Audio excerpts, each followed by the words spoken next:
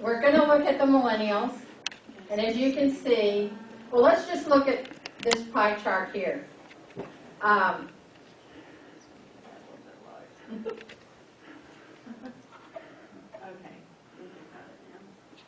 Okay, so the state is saying that 31 or 34% of voters that were eligible to vote in Idaho did not. 34%. Okay, I don't know why those are dark.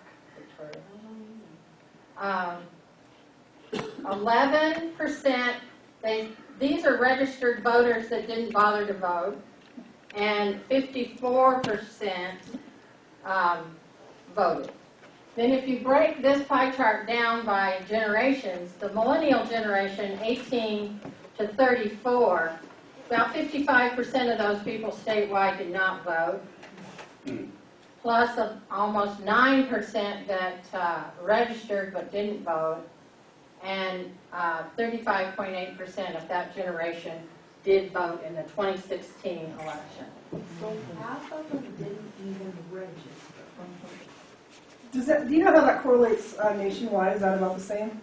I didn't look at that. Okay. I'm sorry. That's That all right. would be interesting. I mean, you could go all day with this stuff. Sure. The next generation they call Generation X is 35 to 49 years of age. And then about half of them are voting. 38% aren't registered. Similar. But look what you're seeing in this. As people get older, they do indeed register. And they do indeed vote. So again, we're holding true in the state of Idaho that the older you get, the older people vote. Baby boomers age 50 to 69 came out at 64%. And our greatest generation, they are going to get to the polls. 84.5% of our greatest generation. Of course, so many of them fought.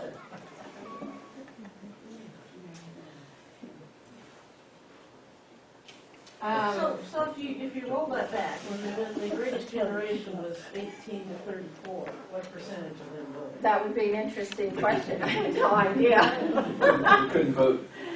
Yeah, so, That'd be so 21. 21. I think what Margaret is referring to is that just as we get older and mature, we tend to get more engaged and involved because it's affecting us. We see the effect at the polls and the impact we can have. So,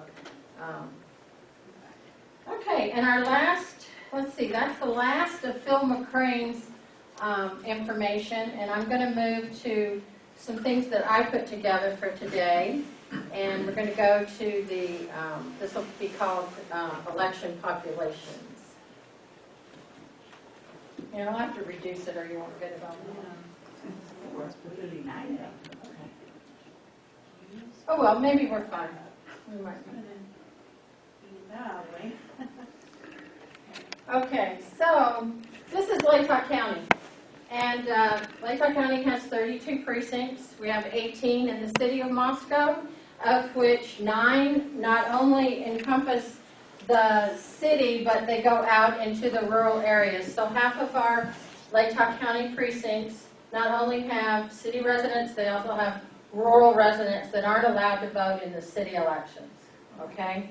And I did a little number crunch on that. Currently, today, in the city of Moscow, we have 15,507 registered voters. So I thought it would be fun to look at Latah County. Our total population of the whole county is 38,778.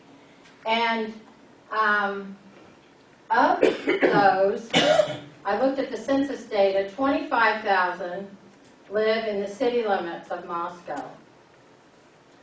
And then I looked at the U of I website and I found that they're claiming 11,000 students, so I subtracted, or kind of did the math on that. Really, a lot of times I think, well, it's the student population throwing us off on our turnout. But they're really only 4% of the city residents. So I thought that was... Oh, 40.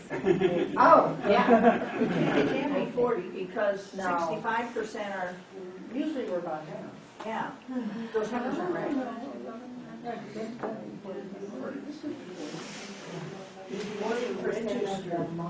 Yeah, I bet I oopsied on my digits. Yeah, that, 44. Yeah, but Our treasurer says 44. a lot of my friends are A Moscow residents, but B, a lot of them don't live in the city. okay, that makes more sense, because then our turnouts are a result of the student population here. But if you look at how many people live in other cities and rural, it's 13,718, or 35%. So disregard these, and we'll just go with the 65 versus 35 breakdown in the rural versus the city. I apologize for that error. When I was talking to Phil McCrane, he said that in Rexburg, 50% of their population is students, but at Boise State, they don't feel like Boise State has had any impact at all on the Ada County vote, just not as, because Ada County is so big. I was just going to point out, it's interesting to note that Paulette Jordan campaigned heavily with the students this last election. And somewhere around 2/3 of Boise State students are part-time students. That's true. How about in Bannock County with ISU there? Did you get any info on that? I didn't. I'll quit asking questions. That's okay. Let's look at our next slide called election results. And so what I tried to do was look at the 2012 election and the 2016 election and break it down by gender and party affiliation. So,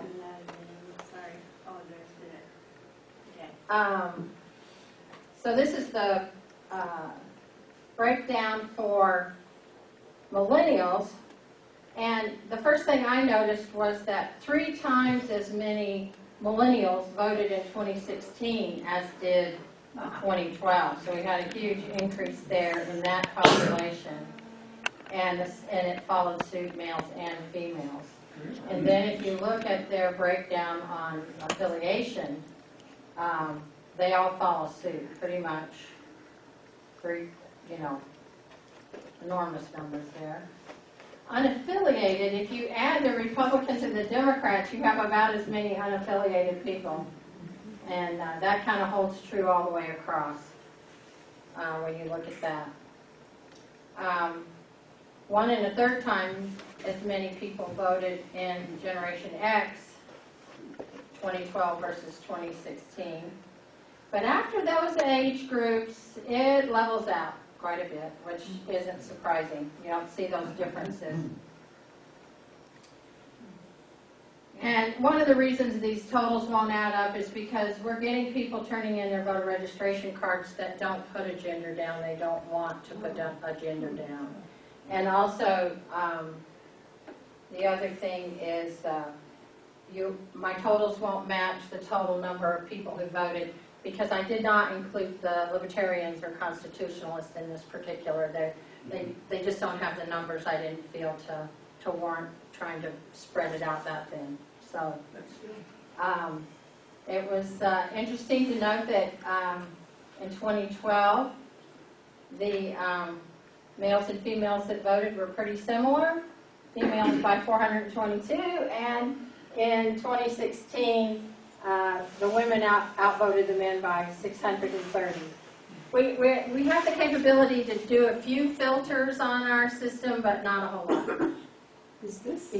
Are these primary numbers so people could have registered Republican just so they could vote for the majority? Well, these were based on our general election. So, and in the general, you don't have to affiliate. So it could be that some of them crossed over to vote in the primary and never crossed back to. So that's why I was saying take this as a general trend and not as scientific data, basic trend.